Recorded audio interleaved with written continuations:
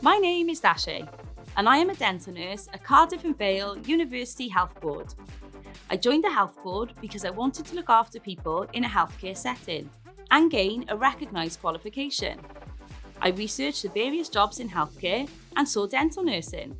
I just knew it would be perfect for me. I work in the community dental service, providing dental care across Cardiff and Vale. I love working in a setting that offers accessible dental care to patients with mobility issues or complex needs. My work can present a variety of challenges, and this really keeps me motivated.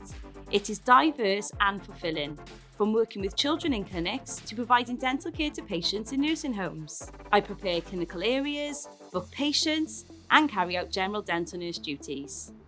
I provide reassurance and support to patients during their treatment. I also engage with multidisciplinary staff and work in a supportive team. I stay in this role because I love caring for the patients, and there are excellent development opportunities. I am now a senior dental nurse for infection prevention and control, alongside health and safety, with further progression and studies on the horizon. 3 words I would use to describe my workplace are meaningful, engaging, and enjoyable. We are the NHS. Choose dental nursing.